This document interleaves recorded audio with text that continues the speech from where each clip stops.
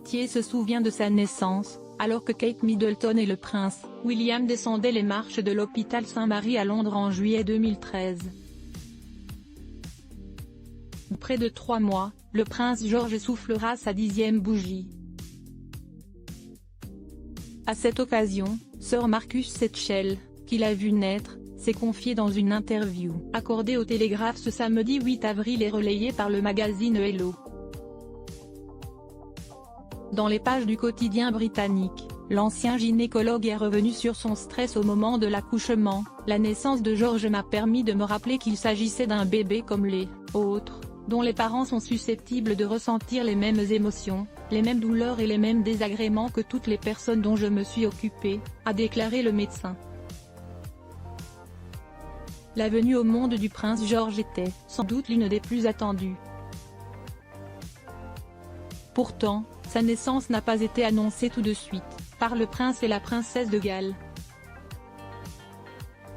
Admise très tôt à l'hôpital londonien de Saint-Marie, Kate Middleton n'a accouché que 12 heures plus tard, à 16h24. L'annonce officielle n'a été rendue publique qu'à 20h. Entre-temps, le prince William a prévenu les autres membres de la famille royale de l'arrivée du nourrisson.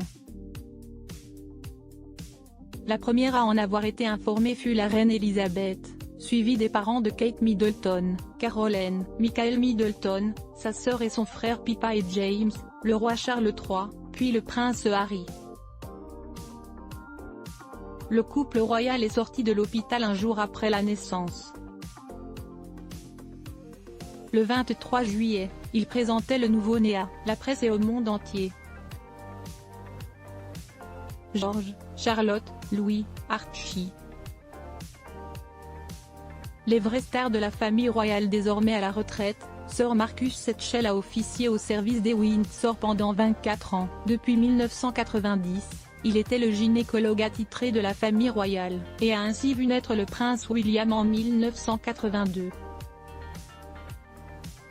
Plus de 30 après, c'était au tour de son fils de voir le jour.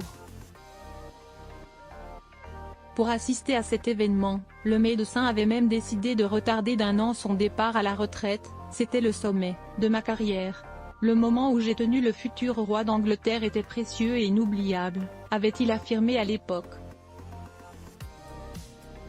Suite à la naissance du prince George, l'ancien gynécologue s'est vu élevé au rang de chevalier commandeur de l'ordre royal de Victoria, le second rang le plus élevé parmi les distinctions britanniques.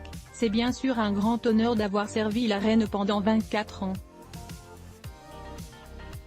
Et la naissance du prince George constitue un superbe aboutissement pour ma carrière, s'est enthousiasmé le médecin dans une interview accordée au Télégraphe après la cérémonie en mars 2014.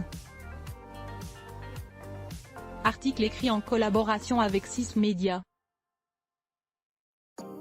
Crédit photo, Express Syndication Best Images.